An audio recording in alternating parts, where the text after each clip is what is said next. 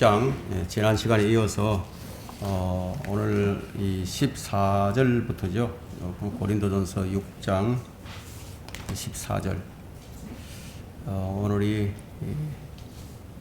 고린도전서 강의 이제 16번째 시간입니다. 이 14절부터 들어가도록 하겠습니다. 14절에 주님께서는 주를 살리셨으니 그분의 능력으로 우리도 살리시리라. 자, 이것은 이제 앞으로 있을 몸의 부활을 지금 말하고 있습니다. 우리 몸의 부활은 이제 우리가 이 사도행전의 그 처음 몇 장을 우리가 볼 때, 또 더 나아가서 이 신약 성경 전체에서 그리고 이 부활은 그리스도의 부활은 이 그리스도 초대 교회의 사상을 지배하고 있었습니다. 아버지께서 아들을 죽은 자들 가운데서 살리셨다는 사실, 그리고 아들의 육체를 통해서 하나님의 뜻을 이루셨다는 사실은 이제 우리 몸의 고기성에 대한 무엇인가를 이제 시사해주고 있습니다. 이제 그만큼 이제 우리 몸이 소중하다는 것을 이제 의미하고 있는데요. 부활은 이제 우리로 하여금 우리 몸을 경시하지 못하도록 만들어줍니다. 신약 성경 전체에서 그러하듯이 여기서도 부활은 주님을 살리신 것처럼 우리들도 그렇게 살리실 것이라고 약속을 하고 있습니다. 바울은 지금 여기서 몸의 중요성을 알리는 수단으로서 부활의 사실에 우리를 주목하도록 만들고 있는데, 우리 몸이 다시 살아난다는 것이 확실하다면 우리가 앞선 3장에서 몸이 하나님의 성전인 것을 이제 우리가 확인을 했었어요. 그렇다면 우리 몸이 이제 경시되어서는 안 되겠죠. 우리 이제 13절에 보게 되면 음식은 배를 위하고 배는 음식을 위한다고 했는데요.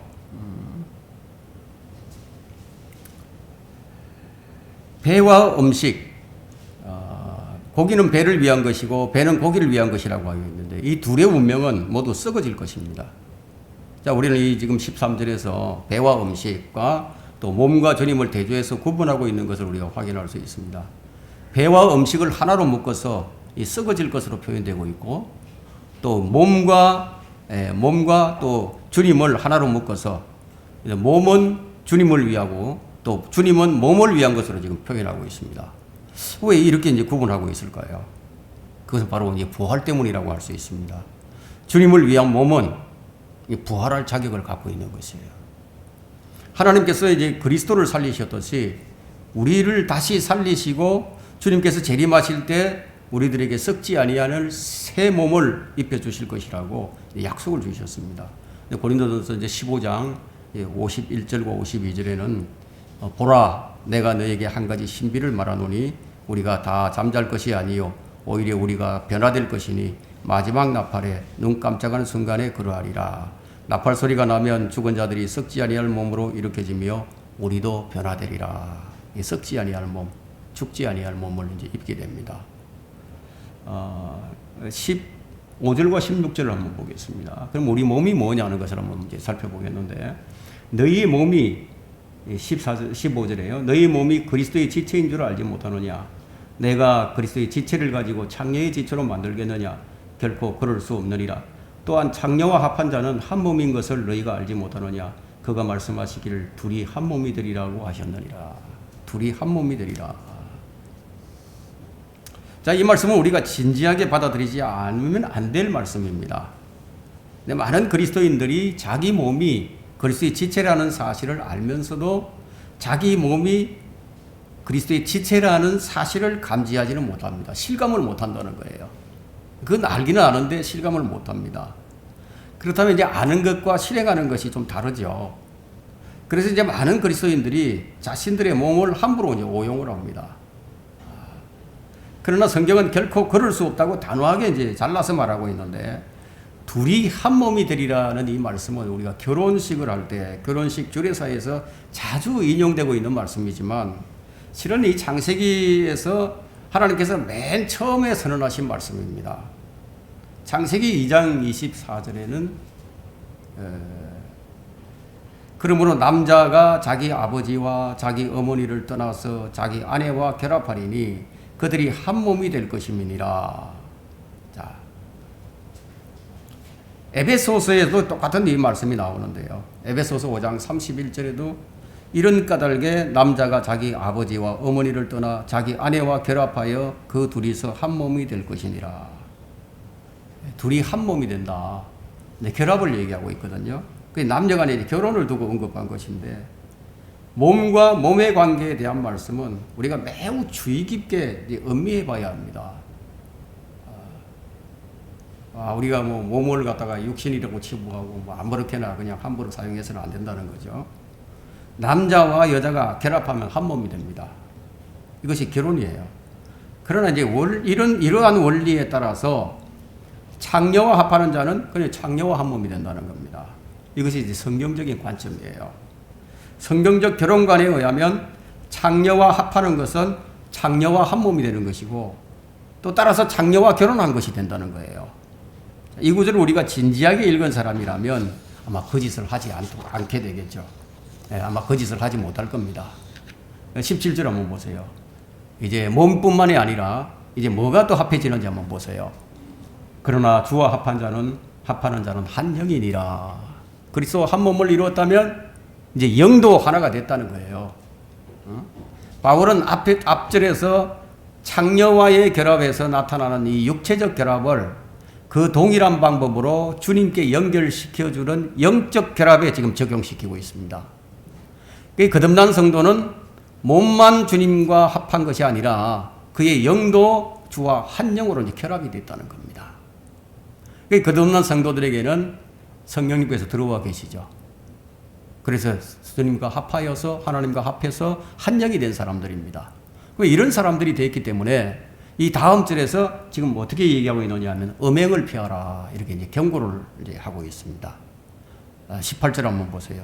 음행을 피하라. 사람이 범하는 죄마다 몸 밖에 있지만 음행하는 자는 자기 몸에 죄를 짓는 것이니라.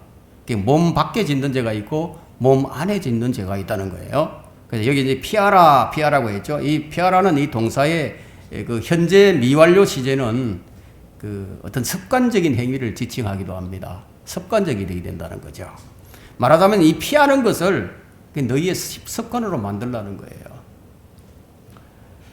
바울은 계속해서 이제 이 죄는 인간 존재의 바로 뿌리에까지 타격을 주는 것으로 전개해 나가고 있습니다. 이 음행은 몸에 대한 그 관계는 아주 독특합니다. 일반적으로 우리가 다른 죄들은 그 영향력을 자신의 몸 밖에서만 행사를 합니다. 그러나 이 음행은 이 죄를 짓는 사람 모두가 그리스도의 지체인 몸을 취해서 그 자신의 몸을 폭파해버리는 그런 결합 상태에 빠뜨리게 되는 것을 의미하고 있어요. 음행이라는 것은 성도와 이 그리스도와의 영적 결속을 이제 불명예스러운 그 육체적 결속에 이제 빠뜨려 버리게 되는 꼴이 되는 겁니다. 우리가 이제 부부간에 어떤 죄라도 배우자에게 피해를 안 미칠 수는 없겠지만 대부분 직접적인 영향을 안 받아요. 그러나 이제 음행이라는 죄만은 배우자와 한 몸을 이룬 바로 그 몸에 대해 아주 직접적인 이 손상을 입히게 됩니다. 바로 그렇기 때문에 성경에서 음행은 이혼의 정당한 사유가 되는 겁니다. 이 부분에 있어서는 로마서 7장, 또 신명기 24장, 마태복음 19장 등의 이제 결혼과 이혼에 대한 규정을 하고 있습니다. 그 19절 한번 보세요. 또한 너희 몸은 너희가 하나님으로부터 받은 바 너희 안에 계신 성령의 전인 것을 알지 못하느냐. 우리가 3장에서 읽은 적이 있죠. 이와 같은 구절을. 그 너희는 너희 자신의 것이 아니니라. 자, 이 구절 역시 반드시 우리가 기억을 해둬야 할 그런 위대한 구절인데 바울은 이 본장에서 6번이나 알지 못하느냐 이런 질문을 계속해서 이제 반복해서 던지고 있습니다. 특별히 우리가 주목할 것은 너희 안에 계신 성령이라는 이 말씀에 우리가 주목을 해야 됩니다.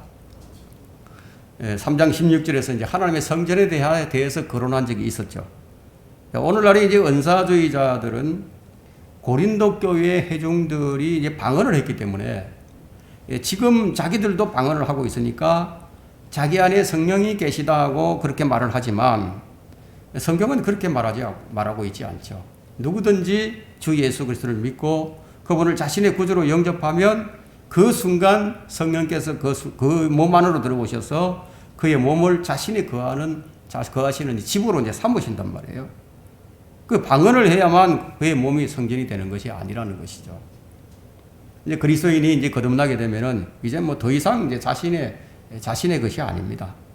그 소유권이 이제 예수님께로 이제 주님께로 옮겨가 버렸기 때문에 그래서 그분께서 우리를 소유하기 위해서 십자가에서 흘리신 그 피값으로 우리를 사셨습니다. 이제 우리는 이제 예수 그리스도의 종이에요. 예, 바울이 지금 말하고 있는 이 종은 헬라어로 이제 슬라브라고 하는 슬라브, 노예라는 뜻이 있습니다. 노예. 예. 이제 우리가 할 수 있는 일은 우리 몸을 이제 하나님의 영광을 위해서 사용하는 거예요. 그 20절을 한번 보세요. 너희는 값을 치르고 산 것이니, 분명하게 말하고 있죠. 값을 치르고 산 것이니 하고 소유권을 이제 주님께서 주장을 합니다. 그러므로 하나님의 것인 너희 몸과 너희 영으로, 근데 하나님의 것이던데 하나님의 것이다 이거예요. 하나님께 영광을 돌리라. 자, 앞서 우리는 이제 주님과 합한 자는 주님과 한 영이 되었다는 것을 우리가 확인해 본 바가 있습니다. 그래서 지금 여기서 몸과 영으로라고 말하고 있는 거예요. 자, 우리가 몸을 주님과 합해진 게 뭡니까? 예, 우리가 이제 한 몸이 되었죠? 그리고 한 영이 됐어요. 몸과 영으로. 그래서 이 몸과 영으로 경배를 드리라. 예, 몸과 영으로 영광을 돌리라. 이제 이렇게 말을 하고 있는 겁니다. 이제 우리는 하나님께 영광을 돌리는 그 일만이 우리에게 주어져 있을 뿐입니다. 예, 이제부터는 이제 내 마음대로 이제 할 수 있는 일이 없고, 다만 하나님의 말씀에 따라서 하나님의 뜻에 순종하며 사는 일만이 남아있다는 거예요. 예. 뭐 구원받은 사람들은 이것을 뭐 인정하든 인정하지 않든 뭐 이것이 이제 사실이라는 거예요. 이렇게 해야 된다는 거예요. 이렇게 하지 않으면 어떻게 되겠습니까? 죄를 짓게 되겠죠? 음행을 하게 되겠죠? 그럼 하나님께서도 그 사람을 멸해버리시겠죠? 그 몸을 멸해버리신다는 얘기예요. 그래서 너희가 받은 자유를 하나님의 종들로서 사용하라고 지금 명령을 하고 있는 거예요. 우리가 받은 이제 자유가 있었다. 죄로부터 자유를 얻었어요. 율법으로부터 이제 자유를 얻었습니다. 그럼 그 자유를 가지고 어떻게 하나님의 종들로서 사용하라는 거예요. 우리가 하나님의 소유가 되었다는 것은 우리가 이 세상으로부터 완전히 이제 그 해방이 되었다는 그런 의미가 있습니다. 거듭나기 전까지는 우리는 이 세상에 속해 있었어요. 그리고 이 세상 신이 마귀의 종이었습니다. 그러나 이젠 더 이상 이 세상의 노예가 아니고 마귀의 종도 아닙니다. 우리는 완전한 자유인이 된 거예요. 그래서 우리 몸은 하나님께서 들어와 사시는 지극히 거룩한 몸이 되어버린 겁니다. 그러한 몸으로 죄를 범하고 음행을 저지르는 것은 종으로서의 주인에 대한 반역이 되겠죠. 근데 음행하는 자는 이제 반역을 하는 거예요. 반역 행위를 통하여 하나님께 영광을 돌릴 수가 있겠어요? 예, 하나님 영광을 못 돌리죠. 결코 그럴 수가 없다고 말을 하면서 경고하기를 반역 행위를 한 자들은 하나님의 나라를 상속받지 못할 것이라고 이제 말씀을 하는 거예요. 하나님의 나라를 상속받지 못한다는 얘기예요.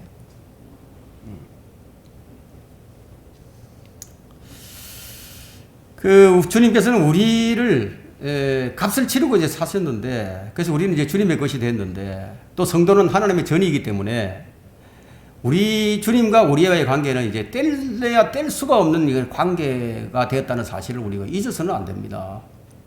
뗄 수가 없어요.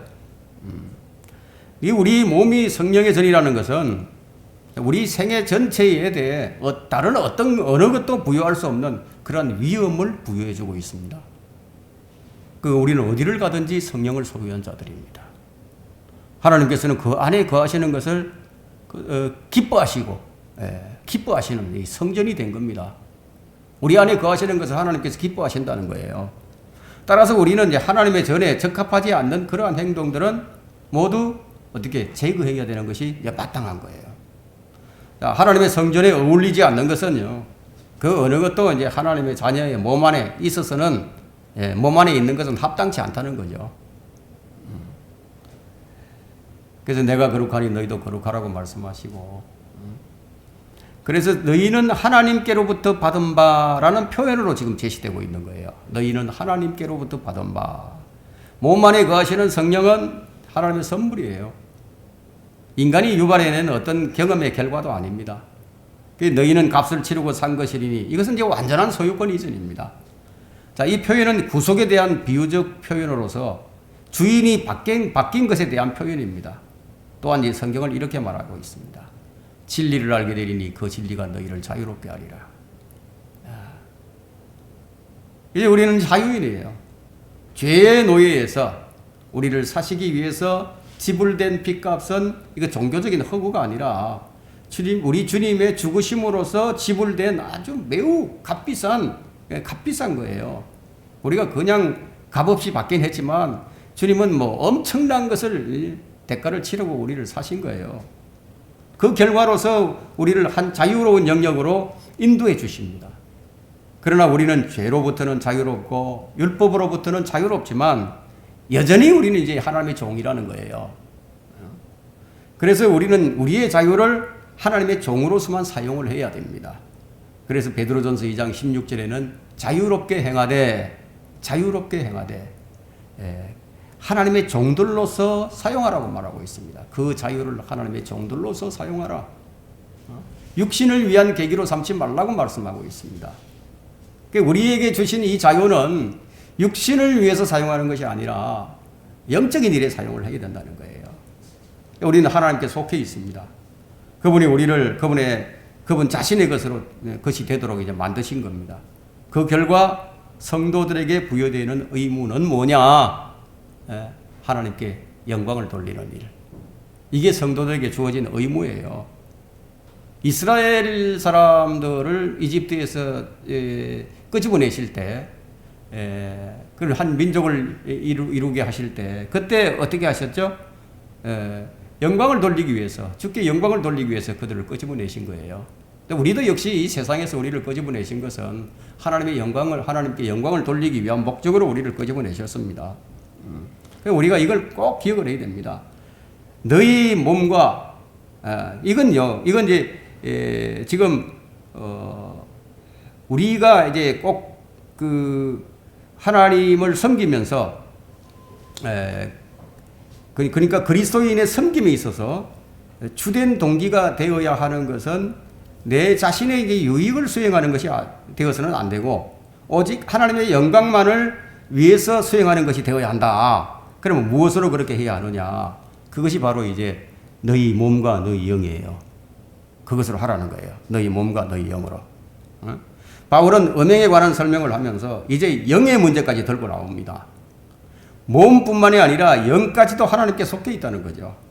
마음도 생각도 정신도 사상도 감정도 모든 것이 포함된 것이라야 한다는 거예요.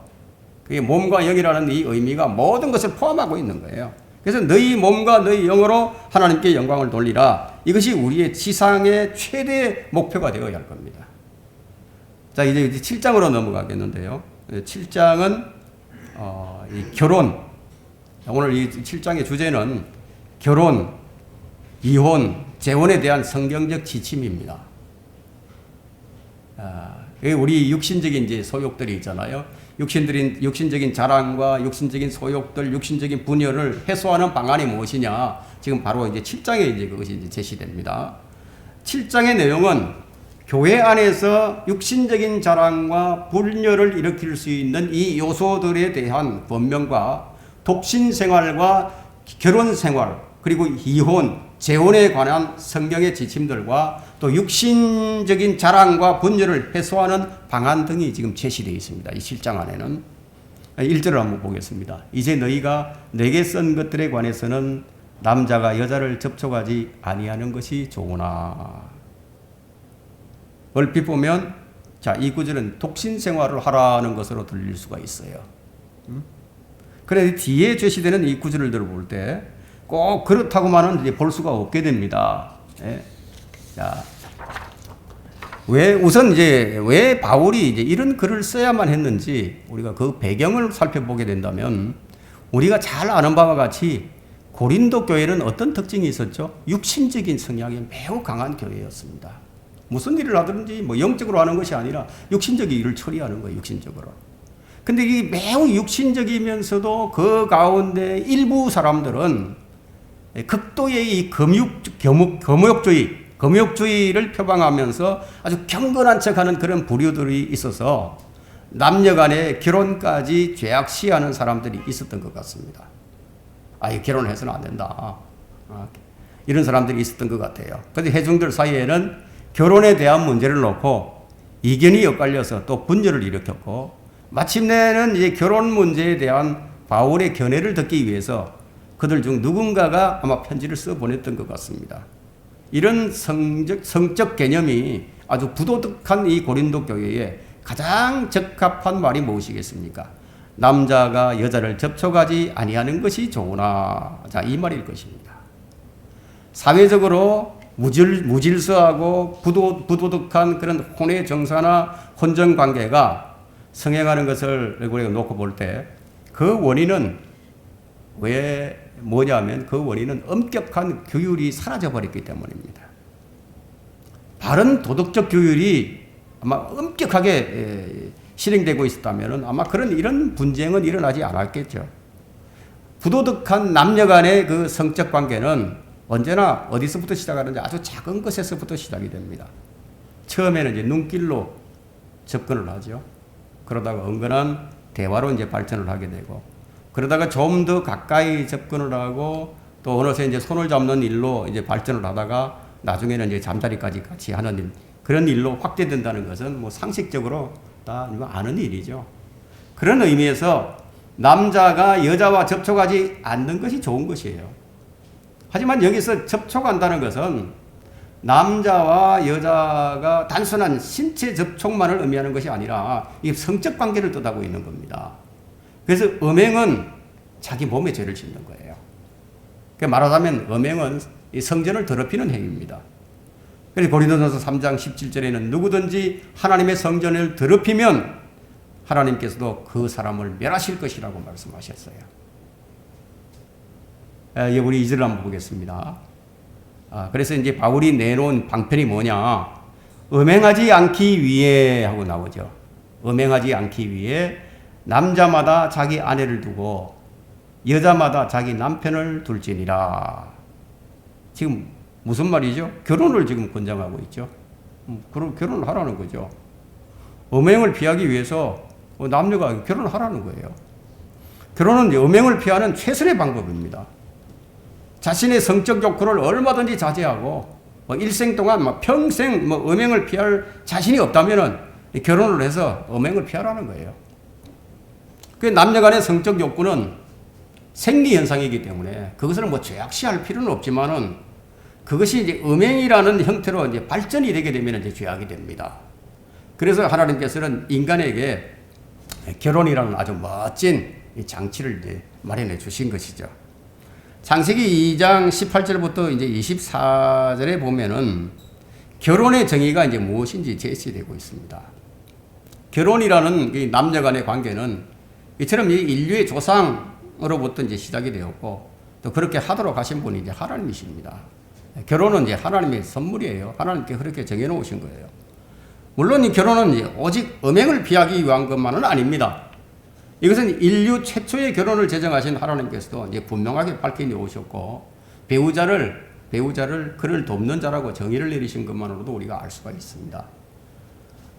그래서 3절에 보게 되면 남편은 이제 아내에게 합당한 애정을 주고 아내도 남편에게 똑같이 하라. 근데 그리스도인의 가정들은 이래야 하거든요. 남편이나 아내나 똑같이 합당한 애정을 줘야 됩니다. 바울이 지금 결혼 생활을 어떻게 해야 할 것인지 구체적으로 지금 가르쳐 주고 있는데 이 구절에서 지금 합당한 애정이라고 했죠. 합당한 애정. 그러니까 요구할 권리가 있는 애정이라는 뜻이 있습니다. 요구할 권리가 있다는 얘기예요. 남편은 아내에게, 아내는 남편에게 애정을 요구할 권리가 있다는 거예요. 이것은 다산하고 번성하여 땅을 다시 채우고 그것을 정복하라는 창세기 1장 28절의 명령과 관련하여 당연한 권리입니다. 당연한 권리. 이 구절에서 이제 애정이란 문맥상으로 볼 때 육체적인 애정을 지금 나타내고 있지만 부부간의 애정이란 비단 뭐 육체적인 것만이 아니죠. 한 몸을 이룬 부부간의 사랑은 모든 종류의 사랑을 포괄하는 거예요. 부부간의 이 성화된 사랑은 그리스도에 대한 사랑과 동일한 차원인 것을 우리는 이제 성경에서 배울 수가 있습니다. 에베소서 5장 22절로부터 이제 25절을 보게 되면 근데 그것이 이제 나오죠. 에베소서 한번 펼쳐보세요. 에베소서 5장 22절부터 봅니다. 아내들아 너희는 너희 자신의 남편에게 복종하기를 주께 하도다라. 이는 남편이 아내의 머리됨이 그리스도께서 교회의 머리됨과 같음이라. 그는 몸의 구주시니라. 그러므로 교회가 그리스도께 복종하듯이 아내들도 자기 남편에게 매사에 그렇게 해야 할지니라. 그리고 마지막으로 25절에는 남편들에게 명령을 하고 있죠. 남편들아 너희는 자기 아내를 사랑하되 그리스도께서 교회를 사랑하셔서 교회를 위하여 자신을 주신 것 같이 하라. 그리스도께서 우리 교회에게 무엇을 주셨습니까? 자신의 생명을 주셨잖아요. 남편은 아내를 이렇게 사랑해야 된다는 거예요. 이게 이제 합당한 애정입니다. 그래서 성경은 부부간의 애정을 그리스도의 사랑이나 그리스도에 대한 사랑과 비교할 정도로 지금 성화시키고 있음을 우리가 여기서 보게 됩니다. 4절 한번 보세요. 아내가 자기 몸을 주관하지 못하고, 아내가 자기 몸을 주관하지 못한다 이거예요. 아내 자기 몸을 가지고 자기 마음대로 못하는 것처럼 우리 그리스도인들도 우리 몸을 가지고 우리 마음대로 못한다는 거예요. 우리가 하나님의 종들로서 사용을 해야지. 그죠? 아내도 자기 몸을 주관하지 못하고 남편이 주관한다는 거예요. 이와 같이 남편도 자기 몸을 주관하지 못하고 아내가 주관하느니라. 서로 간에 이런 권리가 있다는 거예요. 근데 결혼해서 이 그리스도인의 몸에 부부간의 몸을 어떻게 해야 하느냐 바로 이렇게 하라는 건데 결혼하여 한 몸 속에 융화된 아내의 몸은 남편에게 속하고 남편의 몸 역시 아내의 것이 된다는 거예요. 그런데 이 구절을 이제 고린도전서 6장 20절과 좀 연관지어서 읽어볼 때 6장 20절에 보면 너희는 값을 치르고 산 것이니 그러므로 하나님의 것이 너희 몸과 너희 영으로 하나님께 영광을 돌리라. 이 말씀과 연관지어 읽을 때 남편과 아내가 이룬 그 한 몸이 서로의 것만이 아니라는 것을 우리가 알 수 있습니다. 너희는 값을 치르고 산 것이니 그러므로 하나님의 것이 너희 몸과 너희 영으로 하나님께 영광을 돌리라. 여자가 결혼하면 그녀의 몸은 하나님과 남편 두 사람의 소유가 된다는 거예요. 하나님의 이제 소유가 되고 또 남편의 소유가 되고 남자도 결혼하면 그 몸이 하나님과 하나님과 아내의 것이 된다는 거예요. 물론 이 경우는 남편과 아내가 모두 구원받은 사람들이라는 전제하에서 이루어지는 일입니다. 우리는 이 7장 전체가 그리스도인들을 대상으로 하고 있는 말씀이라는 것을 우리가 염두에 두고 이 성경을 읽어야 합니다. 하나님께서는 구원받지 못한 죄인들의 결혼 문제 따위에는 별로 관심이 없으시기 때문에 구원받지 못한 자들에 대해서는 이래라 저래라 이제 말씀조차 하지 않으십니다.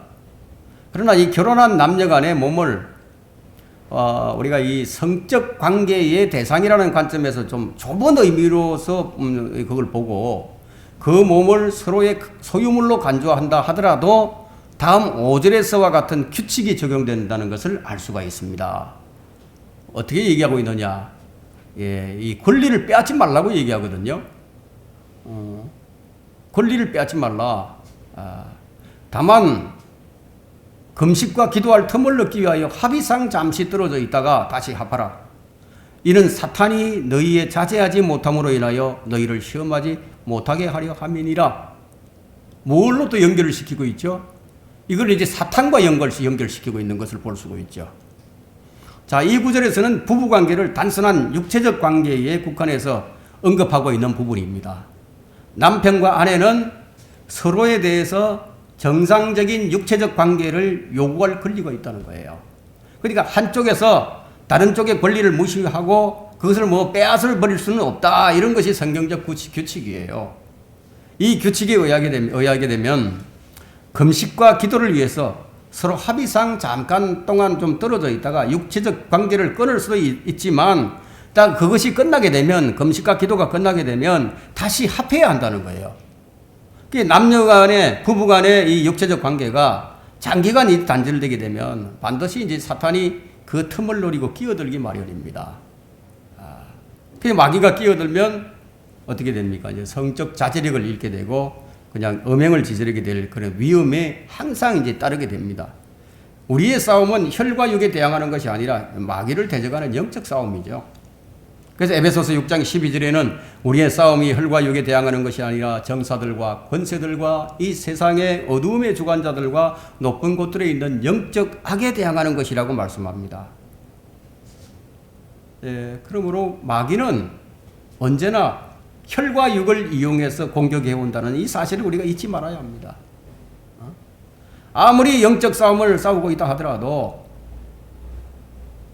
육신적인 일들을 소홀히 하고 자신의 몸을 소홀히 하고 그러면 안 된다는 거예요.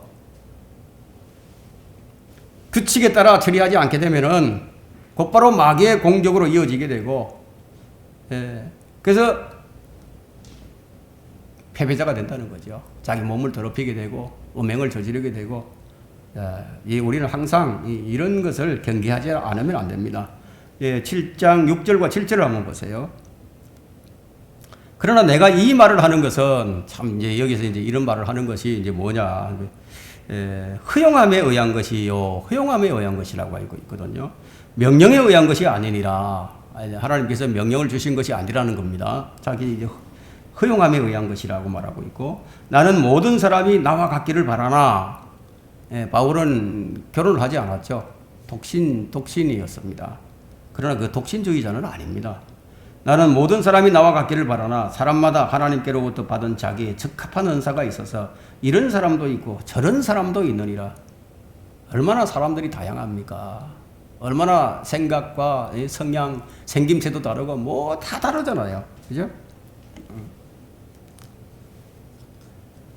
이 구절은 이제 남녀가 반드시 결혼을 해야 된다거나 반대로 결혼을 하지 말고 독신으로 지내야 된다거나 하는 식으로 바울은 딱 부러지게 말을 하지 않아요. 그는 지금 하나님의 명령이 아니라 하나님의 허용하신 뜻 안에서 지금 최선의 충고를 지금 하고 있는 겁니다. 명령에 의한 것이 아니라는 말은 그 당시 이제 바울이 갖고 있던 구약 성경에는 막 이런 기록이 이제 나와 있지 않았다는 뜻이 되고요. 또 이에 반해서 허용함에 의한 것이라는 것은 하나님의 영감에 의하여 성도들에게 편지로 교훈을 주고 있는 자신의 이제 영적 권위가 하나님으로부터 부여된 것임을 지금 말하고 있는 겁니다. 그러니까 지금 바울이 자신이 허용함에 의해서 지금 얘기를 했는데, 명령이 아닌데, 그런데 하나님께서는 이것을 성경에다 기록해 놓았지 않습니까? 그죠?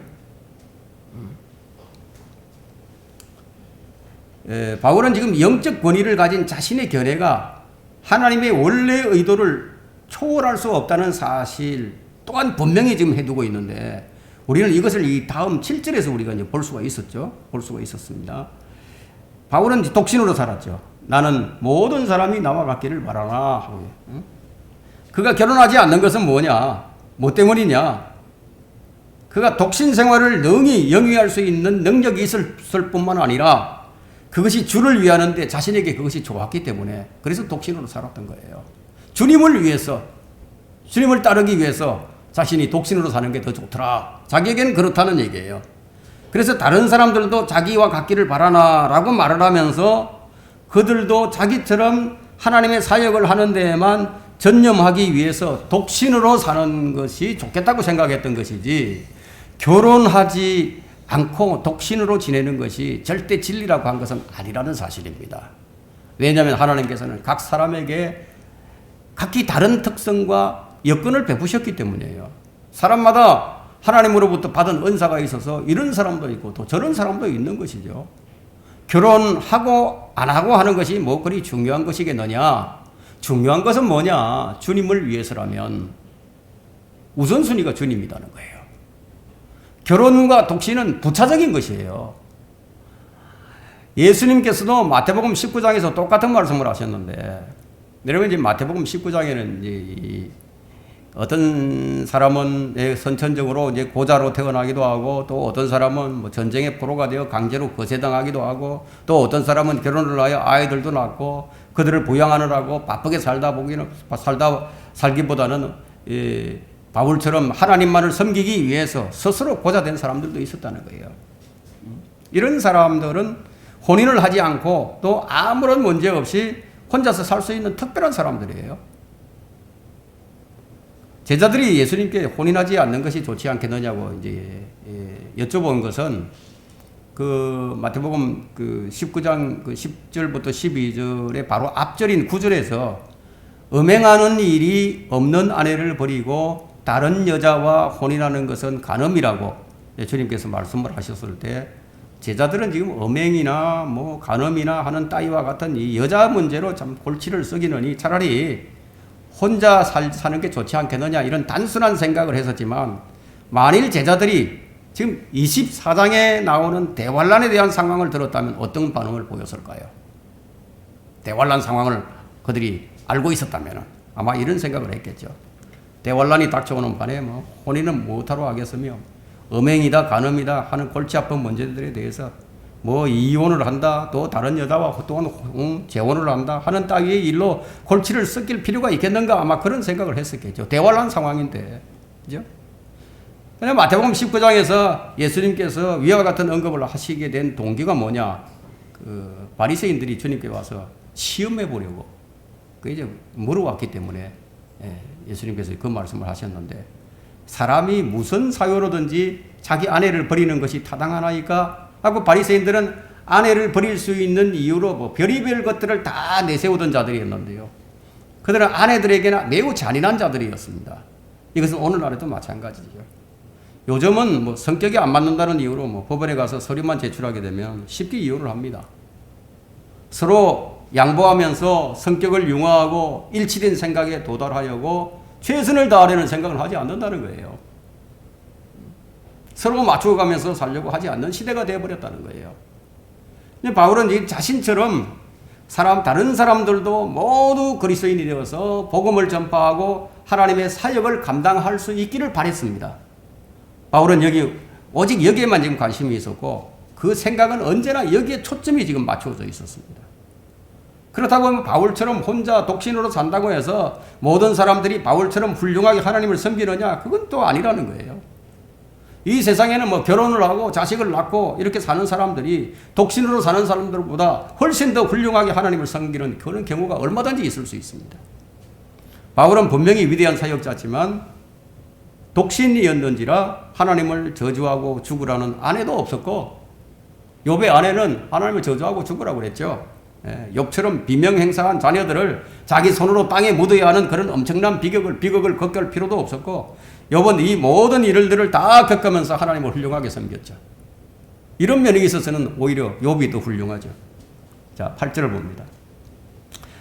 그러므로 내가 혼인하지 아니한 사람들이나 과부들에게 말하노니 그들은 나처럼 산다면 자기들에게 좋으니라. 여기서 혼인하지 아니한 사람들이란 남자들을 말하는데요. 그래서 이 구절은 혼인하지 않는 혼자 사는 남자들과 남편을 잃고 혼자 살게 된 과부들을 서로 지금 대비해서 말하고 있습니다. 이러한 대구 형식의 묘사법은 28절에서도 사용되고 있는데, 28절에 보면 그러나 설령 네가 장가가도 죄를 짓는 것이 아니며 설령 처녀가 시집가도 죄를 짓는 것이 아니니라. 이 구절에서도 남자와 여자를 서로 대비한 대구 형식의 표현법으로 지금 묘사를 해줍니다. 바울은 남자건 여자건 절제만 할 수 있다면 자기처럼 혼자 사는 것이 좋겠다. 그렇다고 바울이 독신주의나 금욕주의는 아니었습니다. 독신주의와 금욕주의는요, 비성경적인 거예요. 독신주의와 금욕주의를 내세운 수도원 제도가 그 참된 신앙적 근거에서 나온 것이 아닙니다. 오히려 뭐 자신의 책임을 회피하려는 사이비 종교적 발상에서 나온 제도라는 점에서 이 점에 대해서는 우리가 신약 교회사를 읽어보면 잘 알 수 있습니다. 지금 이 7장은 남녀의 결혼 문제를 실질적으로 다루고 있지만 그 전체 주제는 어디까지나 때가 얼마 남지 않았으니 하고 29절에서 말하거든요. 때가 얼마 남지 않았으니. 거듭난 후 주 안에서 부르심을 받은 성도들은 각자가 얼마나 주께 속한 일들을 염려하며 어떻게 주님을 기쁘시게 할까 하는 문제에 초점이 지금 모아지고 있음을 우리가 잊지 않아야 합니다. 결혼 문제와 관련해서 언급하고 있는 모든 구절들을 이 점에 비추어서 생각을 하고 이해하지 않으면은 엉뚱한 오해를 초래할 위험이 있으므로 우리가 주의해서 읽지 않으면 안 됩니다. 이제 이제 마지막 9절까지만 하고 오늘 마치도록 하겠습니다. 그러나 만일 그들이 절제할 수 없다면 혼인하게 하라. 정욕이 불타는 것보다는 혼인하는 것이 나으니라. 절제가 안 되는 사람들도 있어요. 참 이게 절제가 안 되니까 그래서 자꾸 사고를 치죠. 앞에서도 언급한 것처럼 성적 욕구를 절제할 수 없다면 그 욕구는 곧 음행으로 이어질 위험이 따르게 됩니다. 인간은 사실 연약하기 짝이 없는 존재입니다. 누구든지 뭐 이런 위험을 피하려면은 결혼을 해서 배우자를 맞이하는 것이 최선의 방법이죠. 불타는 정욕을 절제할 수 없을 때 인간은 음행이라는 죄를 범하게 됩니다. 그래서 성경은 혼인하는 것이 나으니라 이렇게 넌지시 이제 권면을 합니다. 그렇다고 해서 여기서 지금 결혼을 단순히 육체적인 정욕을 해결하기 위한 수단만으로 언급하고 있는 것은 결코 아닙니다. 바울은 지금 끝으로 경건한 척하면서 독신으로 사는 사람이 뒤로는 육체적인 정욕을 절제하지 못해서 남모르게 고통을 겪으며 갈등을 하다가 전국에는 음행을 저지르는 위험이 있는 지금 위선자들에게 지금 경고를 하고 있는 겁니다. 바울만큼 달려갈 목표가 뚜렷하고 하나님께서로부터 받은 사명 완수에 몰두하면서 모든 육신의 욕망들을 능히 제어할 수 있는 사람으로서 성령님의 인도함을 받는 처지가 아니라면 괜히 무리하지 말고 자만하지 말고 혼인하는 것이 더 나으니라 라는 이 권면을 받아들이는 것이 훨씬 더 좋다는 겁니다. 오늘 여기까지 하고 다음 시간에 계속하겠습니다.